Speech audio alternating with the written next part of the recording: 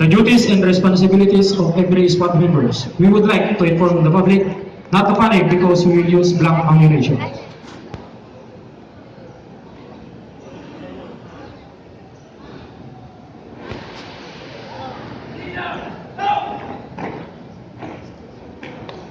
I'm Corporal Garcia, Fire Team Leader Alpha. I'm leads by personal example and help the squad leader as required. I'm controls the movement of my team and the rate of placement of fires. I'm ensure the squad elements maintain the unit standard. I'm secure the front area of the squad during the movement and halt. I'm the scout, the eye and the ear of the team. Armed with R4 rifle. Equipped with map, compass, night vision goggles, and utility rope. And my body is automatic rifle from Alpha. I'm PMC Riveros, automatic rifle from Alpha. I'm responsible in providing sustained automatic rifle from squad.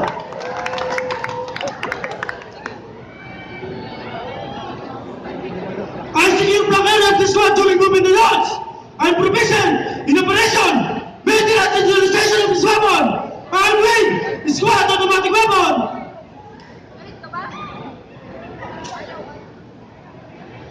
Equipped with automatic weapon of matches and utility rope, and my body is Fire Team Leader Alpha.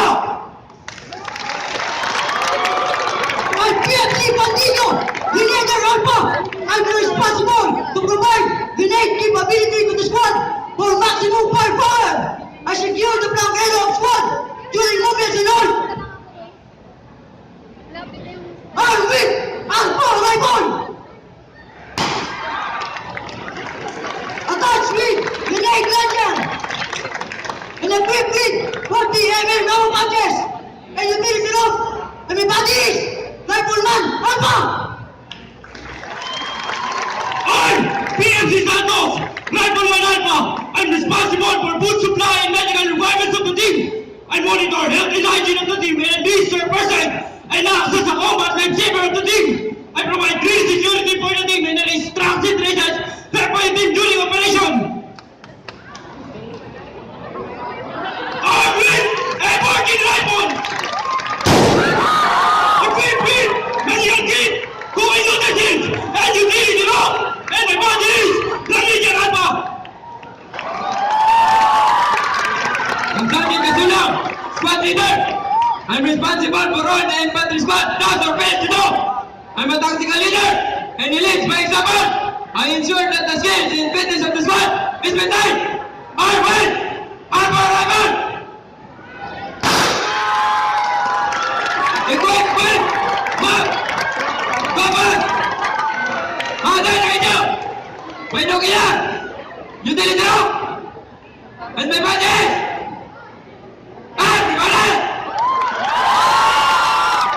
I'm Corporal de la Luz, Fire Team Leader Bravo. I'm leads by personal example and help the squad leader as required. I'm controls the movement of my team, the rate and the placement of fire. I ensure the squad elements maintain the unit standard. I secure the front area of the squad during movement and halts. I'm the scout, the eye and ear of the team. I'm with Alpha rifle.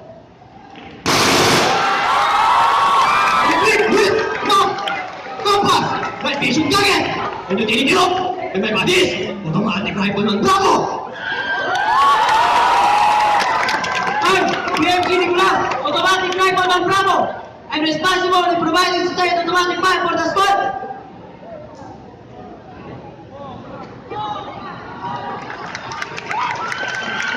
I secure the flank area of the squad during movements and halts. I proficient in operation, maintenance, and utilization of this weapon. Armed with automatic weapon. And equipped with automatic weapon ammo pouches and utility rope. And my body is Fire Team Leader Bravo. I'm PMC Abad, Grenadier Bravo. I'm responsible to provide grenade capability to the squad for maximum firepower. I'm secure the flank area during movement and halts. I'm with R4 rifle. Attached with grenade launcher. And equipped with 40 mm ammo pouches and utility rope. And my body is Rifleman Bravo. PFC Umba, Rifleman Bravo.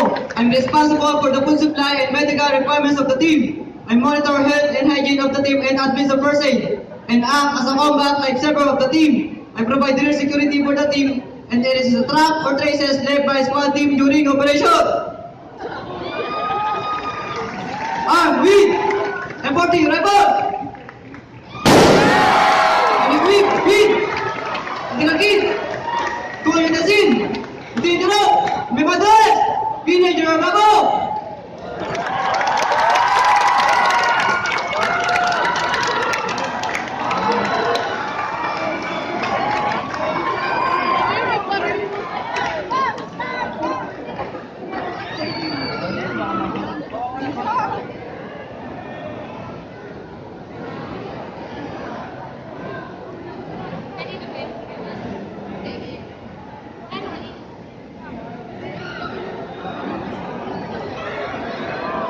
Ladies and gentlemen, we will now witness the squad formation and movement techniques. The squad wedge formation. The wedge is the basic formation for the fire team. The wedge is the practical and terrain that does not restrict the fire team in maintaining desired distance and arrangement of elements. Rugged terrain or visibility are the factors to make control of the wedge difficult. The interval between soldier in wedge formation is normally 10 meters. The wedge expands and contracts depending on the terrain. The normal interval may be reduced to allow the members to see their team leaders, and the team leaders will see their squad leader.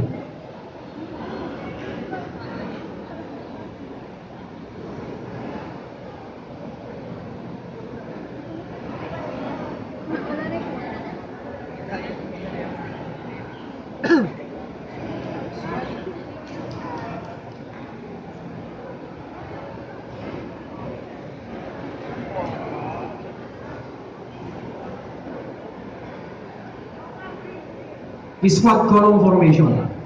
The squad column is the squad most common formation, particularly in open terrain.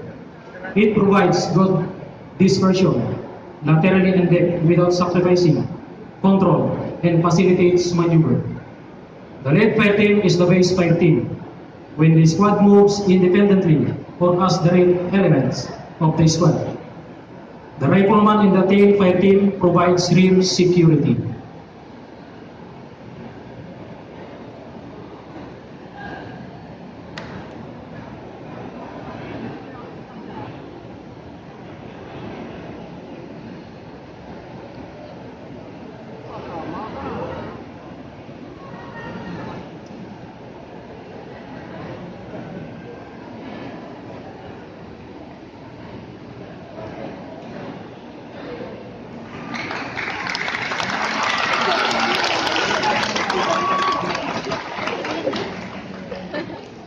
Squad line formation.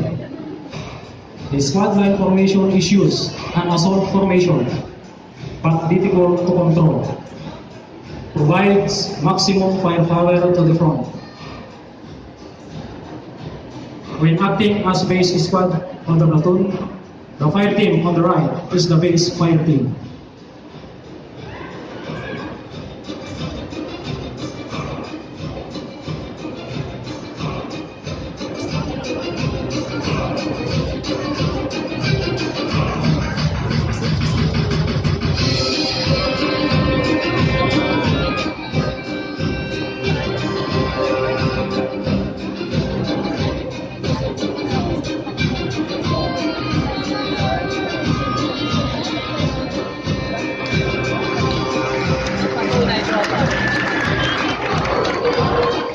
Squad file formation.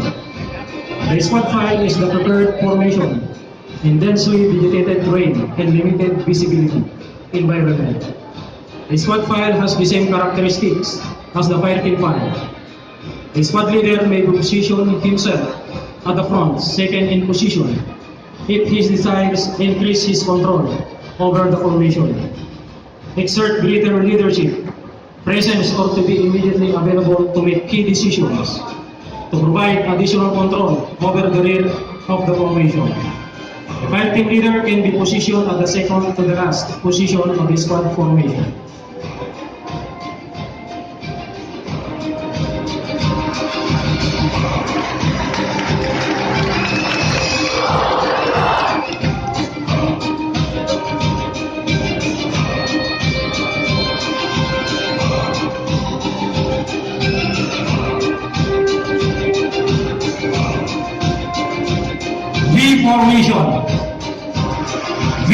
in Vergara. Vergara techniques.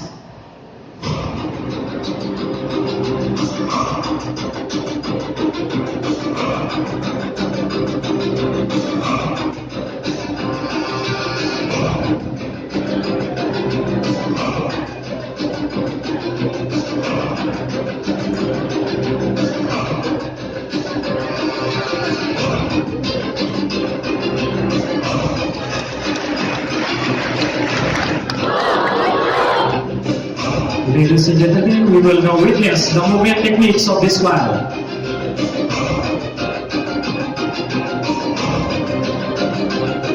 Traveling. Traveling issues when contact with the enemy is not likely and speed is important. The members of the team move in column formation with a distance of 10 meters between elements.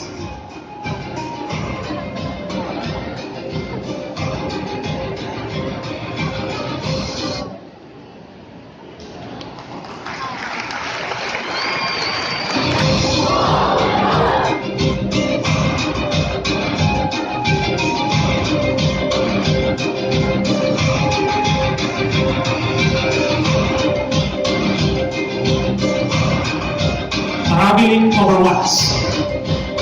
Traveling overwatch is used when contact is possible. A 50 meters interval between designated lead fire team and trail fire team. The trail fire team moves at varying speed, stopping as required to overwatch the lead fire team.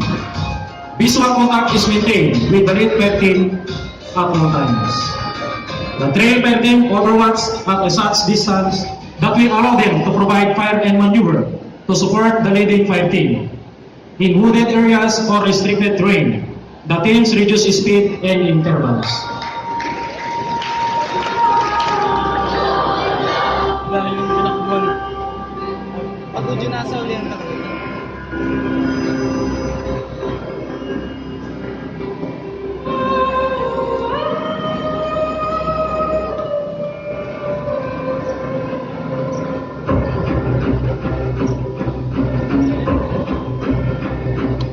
Bounding overwatch. That's right.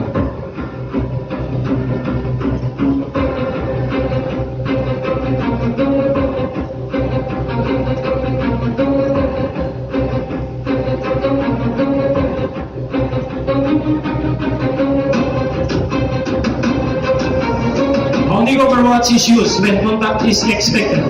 When the squad leader feels the enemy is near, through movement, noise, reflection, thrust or ferrous tracks, or when alerts open in the areas must be closed. The left fire team overwatch first. The squad leader usually stays with the overwatch team. The trail fire team bounds and signal the squad leader when his team completes. It is prepared to overwatch the movement of the other team. Both team leader must know if successive or alternate bounds will be used and which team the squad leader will be with. The overwatch team leader must know the route and destination of the bounding team. The bounding team leader must know his team destination and route, possible enemy location and action to take when he arrives there. He must also know where the overwatching team will be and how he will receive his instruction. The cover and concealment of the bounding teams route dictates how its soldiers move.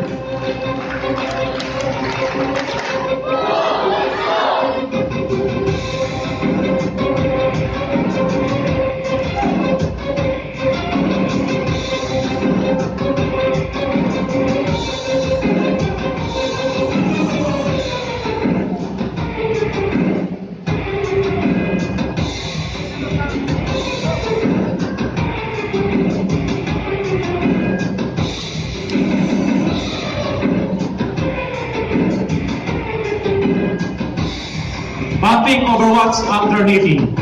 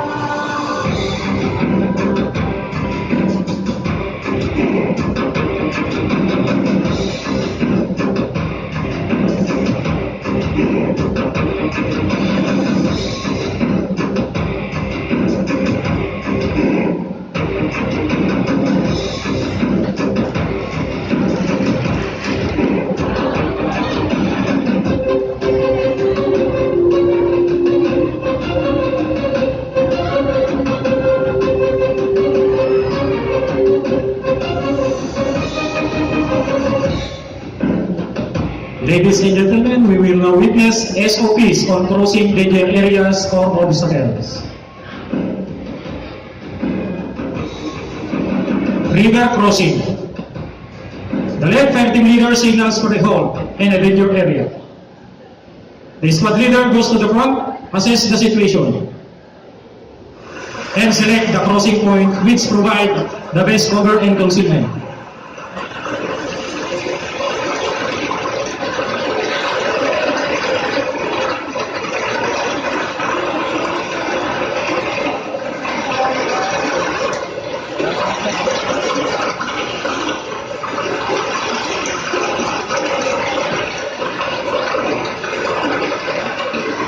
Once a crossing line is found, the left fire team secure the near bank and observe the far bank while on skirmisher formation. When the far bank is observed as relatively safe, the squad leader signal the train team to conduct recon of the far bank.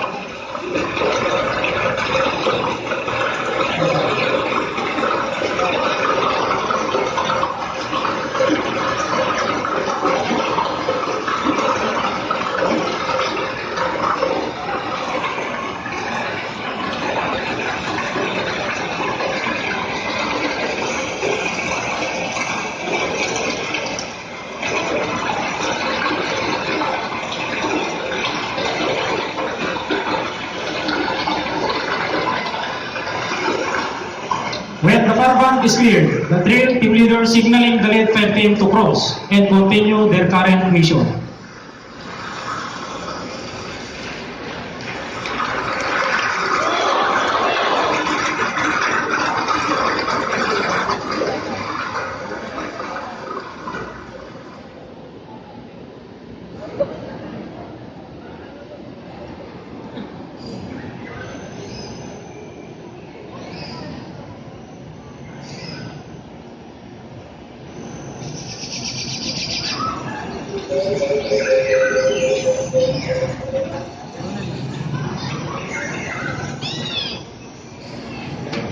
Road and trails are the same technique applied in river crossing issues.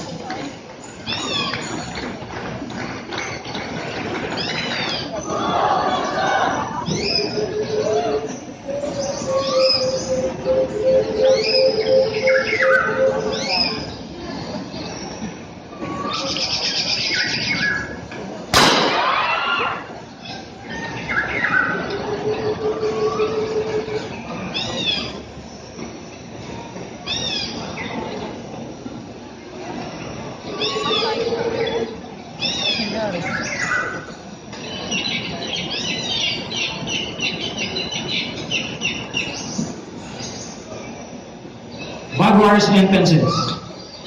The left fire team leader signal for a halt. The squad leader goes to the front to assess the situation.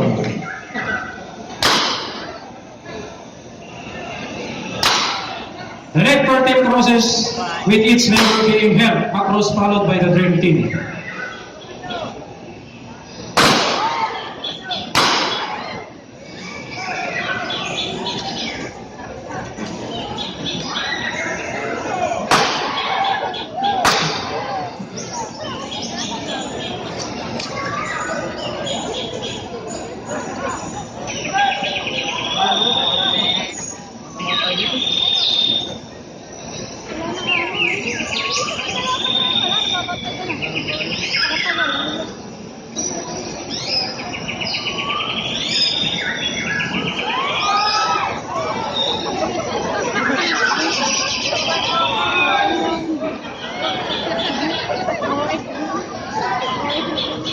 Okay, yung napapanood nyo, yan yung tinatawag natin na situational. Bago mag-cross yung barbed wire, nandun yung kalaban, in-engage. Real McCoy scenario.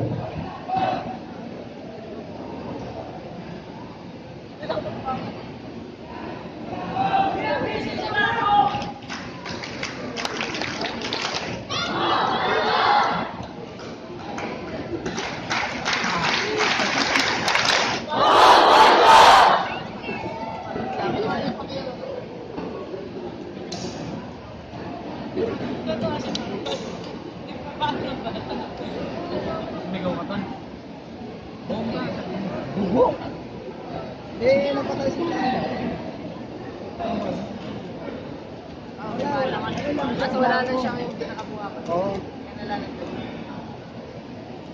Pinakanan mo yung pala siya. Ang buka lang.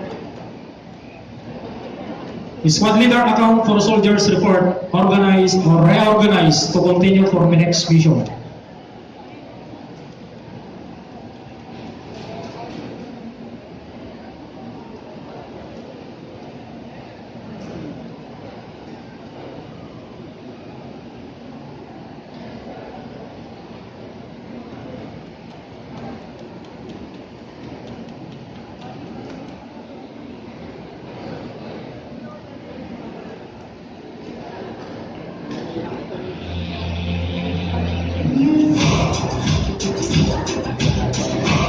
The late team leader signal for a hold. The squad leader goes to the front to assess the situation.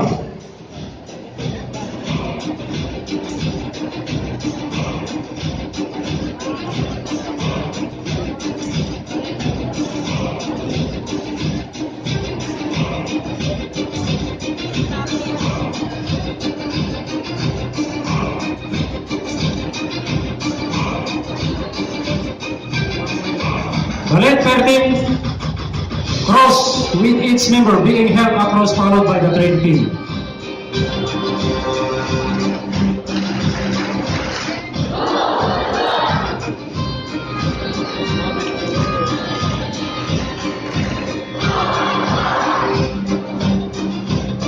After crossing, the late elements secure the front while the other members cross.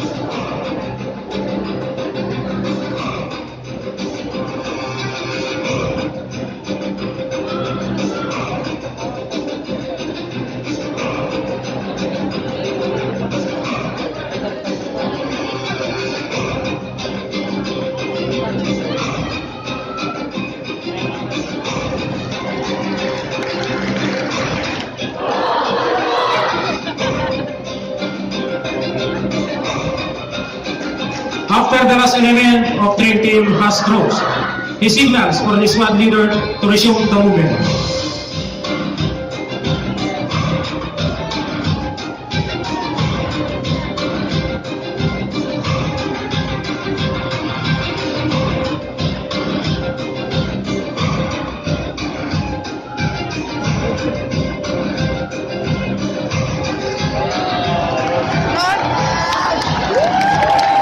Ladies and gentlemen, we will now witness the squad battle drills.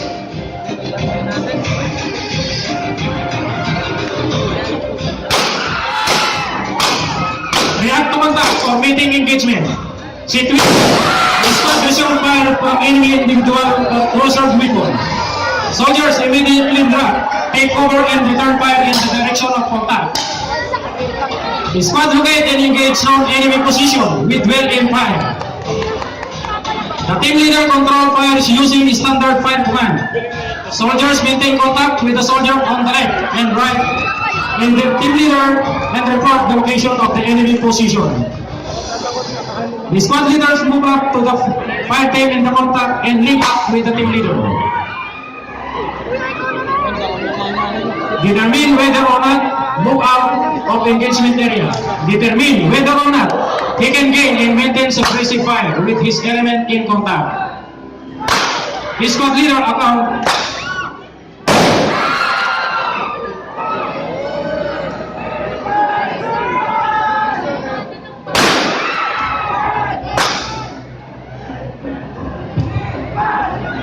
Para sa akin naman po ng lahat, hindi natin kagustuhan na magkaroon ng digmaan sa ating bansa. Ang gusto natin ay kapayapaan, kapayapaan sa ating inang bayan.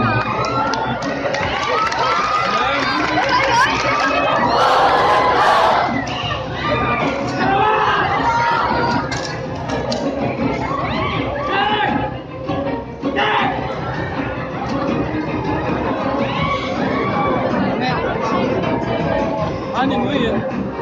Bigyan na lang kita ng bahala. Sumunod na pala katawan mo.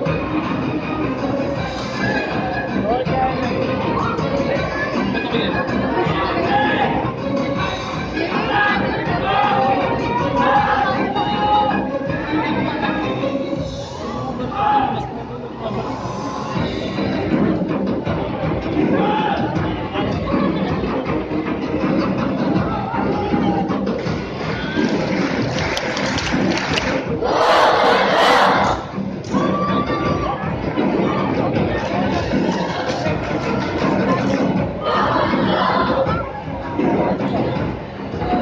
Squad leader account for soldiers. Reorganize to continue for next mission.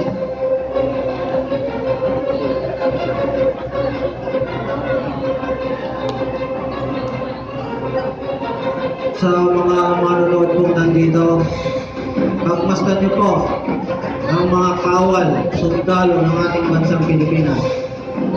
Minsan, nagte-text kayo sa mga mahal niyo na sundalo. Hindi sila makapag-reply. Bakit? Inaambush sila. Nagagalit kayo.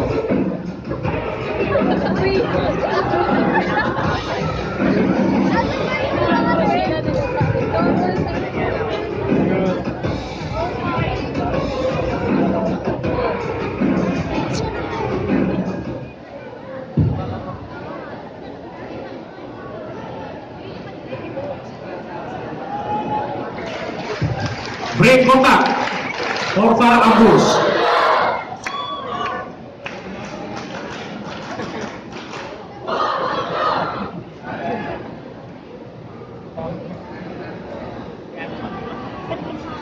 Fire ambush.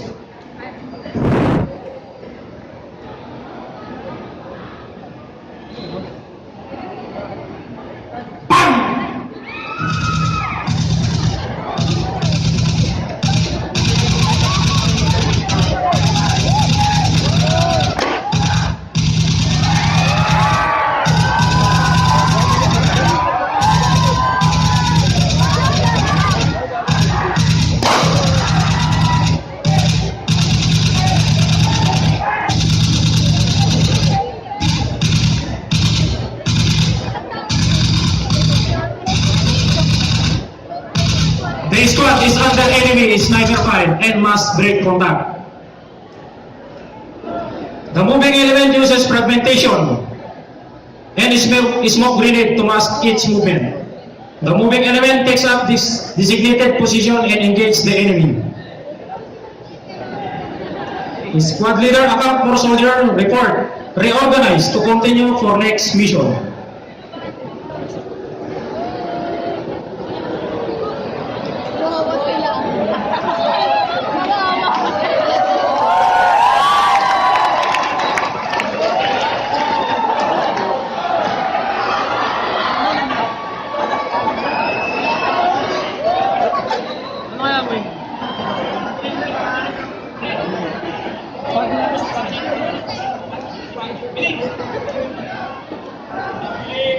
Huwag niyong hahawakan yan. Huwag yung hawakan yan, huwag yung hawakan. Mainit yan.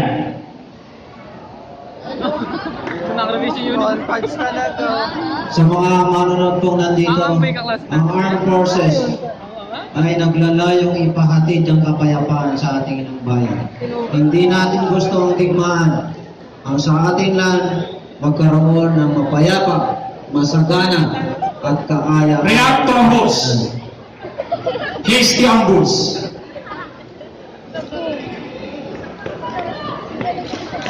Patrol, chances upon moving enemy without being detected.